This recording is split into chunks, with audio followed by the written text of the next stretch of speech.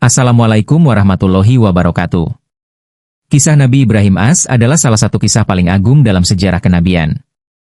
Ia dikenal sebagai bapak para nabi dan sosok yang sangat teguh dalam memegang tauhid di tengah masyarakat yang tenggelam dalam kesirikan. Melalui kisah ini, kita diajak menyelami perjalanan seorang hamba yang penuh keikhlasan, pengorbanan, dan ketaatan mutlak kepada Allah Subhanahu wa Ta'ala. Semoga kisah ini menjadi pelajaran berharga dan memperkuat keimanan kita dalam menjalani hidup. Bagian 1. Kelahiran dan masa kecil Nabi Ibrahim As. Di kota Ur, wilayah Babilonia, sekarang di sekitar Irak, hiduplah seorang bayi yang kelak akan mengubah arah spiritual umat manusia. Ia adalah Ibrahim bin Azar, yang dikenal dalam tradisi Islam sebagai Nabi Ibrahim As, seorang nabi besar yang disebut sebagai Abu al-Anbiya atau Bapak para Nabi. Ibrahim lahir dalam lingkungan masyarakat yang tenggelam dalam kesirikan.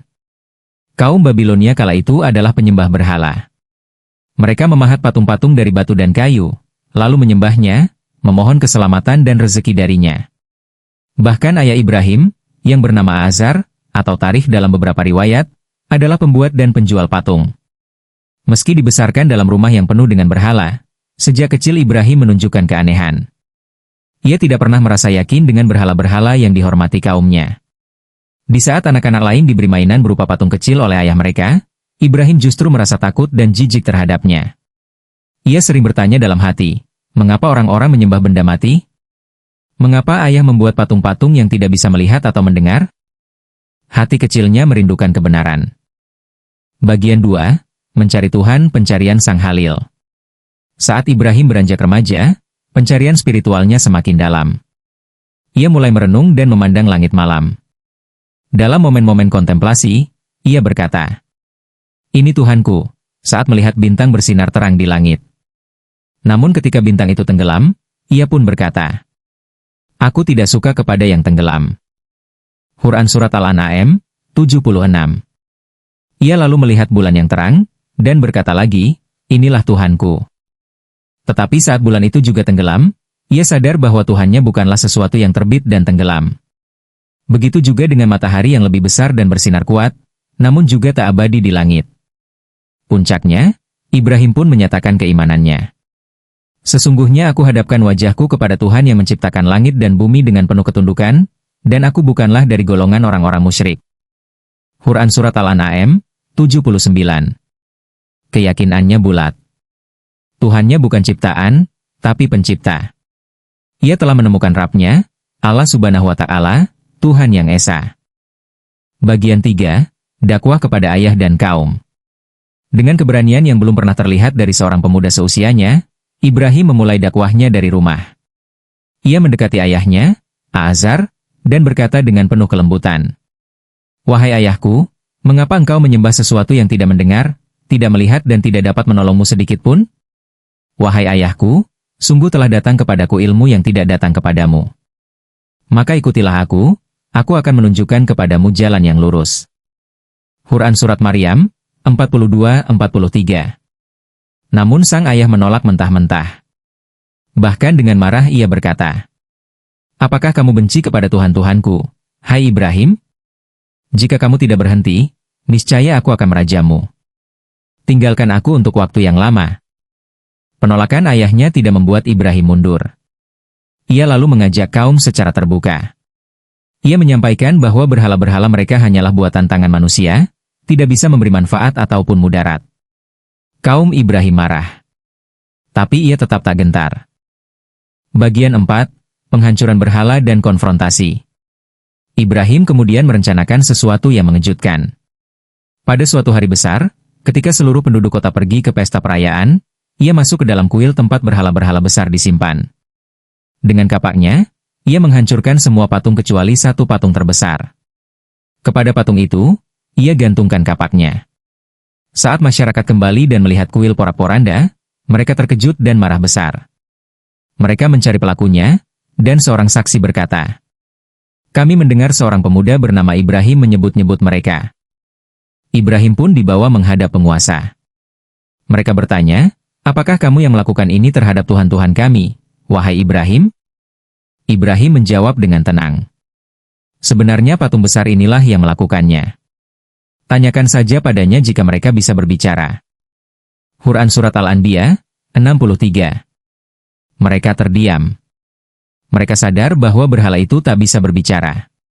Tapi kesombongan dan keingkaran menghalangi mereka menerima kebenaran. Bagian 5, dilempar ke api, mukjizat dan pertolongan Allah. Para pemuka agama dan raja saat itu, yaitu Raja Namrud, memerintahkan agar Ibrahim dihukum berat. Mereka membangun tungku raksasa dan menyalakan api yang sangat besar hingga burung yang terbang di atasnya pun hangus.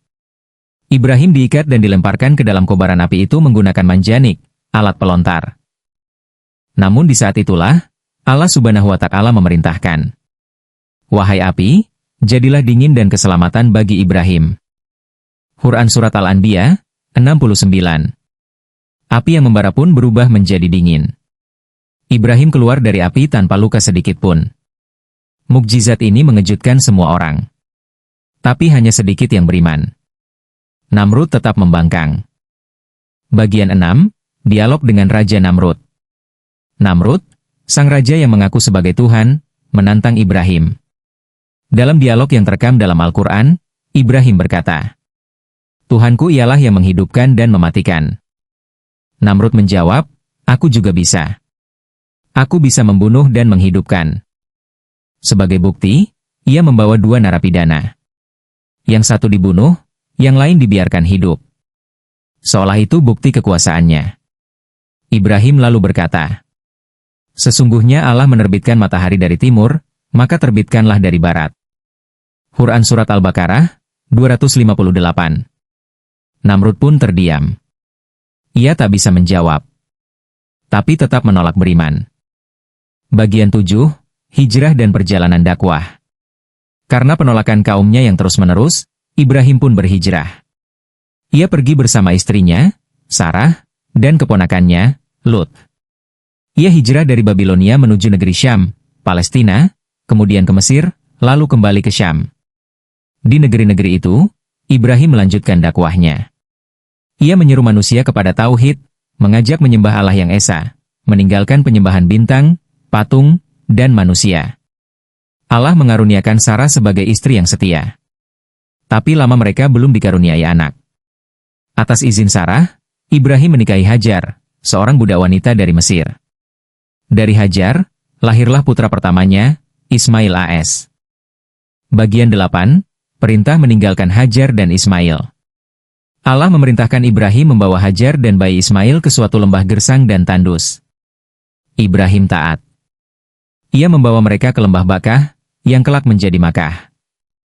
Setelah menempatkan mereka di sana dengan sedikit bekal, Ibrahim pun berbalik meninggalkan mereka.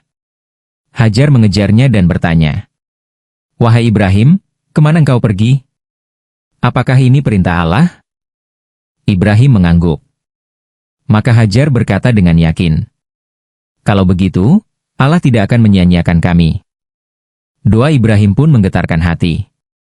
"Ya Rabb kami, sesungguhnya aku telah menempatkan sebagian keturunanku di lembah yang tidak mempunyai tanam-tanaman di dekat rumah MU yang dihormati." Quran Surat Ibrahim, 37. Bagian 9, Zam-Zam dan tumbuhnya Makkah. Setelah bekal habis, Hajar berlari antara Bukit Syafa dan Marwah sebanyak 7 kali, mencari air untuk bayinya yang menangis. Tiba-tiba, Allah mengutus malaikat Jibril yang menghentakkan tanah, dan dari sana memancarlah air Zam-Zam. Tempat yang semula tandus pun menjadi sumber kehidupan. Kabilah Jurhum pun datang, dan kota Makkah mulai tumbuh. Ismail tumbuh dalam kesalehan. Bagian 10, perintah menyembelih Ismail. Setelah Ismail tumbuh menjadi remaja, Ibrahim mendapatkan mimpi dari Allah. "Wahai anakku, sesungguhnya aku melihat dalam mimpi bahwa aku menyembelihmu. Maka pikirkanlah apa pendapatmu?" Ismail menjawab dengan penuh kepatuhan, "Wahai ayahku, lakukanlah apa yang diperintahkan. Engkau akan mendapatiku, insya Allah, termasuk orang yang sabar." Ibrahim membaringkan anaknya, mengayunkan pisau. Namun Allah menahan pisau itu agar tak melukai. Allah mengganti Ismail dengan seekor domba besar sebagai tebusan. Sesungguhnya ini benar-benar ujian yang nyata. Quran Surat Asy-Syaffat, 106. Peristiwa ini menjadi asal-muasal ibadah kurban setiap Idul Adha. Bagian 11, membangun Ka'bah. Allah memerintahkan Ibrahim dan Ismail untuk membangun Ka'bah. Bersama, mereka membangun fondasi dari batu. Ibrahim berdiri di atas makam Ibrahim, dan mereka berdoa. Ya Tuhan kami, terimalah dari kami amalan ini. Quran Surat Al-Baqarah, 127. Ibrahim juga berdoa agar dari keturunannya lahir seorang rasul. Bagian 12, wafat dan warisan. Ibrahim wafat di usia tua, dalam keadaan tunduk dan penuh iman. Ia dikebumikan di Hebron, Al-Halil, Palestina. Ia meninggalkan warisan spiritual yang tak ternilai. Tauhid murni. Kesabaran dalam ujian. Ketaatan tanpa syarat. Keluarga yang saleh. Doa-doa yang abadi. Ibrahim disebut lebih dari 60 kali dalam Al-Quran. Allah menjadikannya kekasihnya, Halilullah. Sesungguhnya Ibrahim adalah seorang imam yang dapat dijadikan teladan, patuh kepada Allah, hanif dan tidak termasuk orang-orang musyrik. Quran Surat An-Nahl, 120. Penutup. Kisah Nabi Ibrahim AS adalah kisah tentang iman yang tak tergoyahkan, keteguhan dalam dakwah, dan pengorbanan dalam menaati perintah Allah.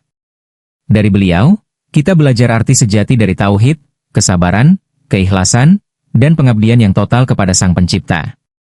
Semoga kisah ini menjadi pelajaran dan inspirasi bagi kita semua untuk terus memperkuat iman dan menjadi hamba yang patuh seperti beliau. Wassalamualaikum warahmatullahi wabarakatuh. Jangan lupa like, komen, dan subscribe.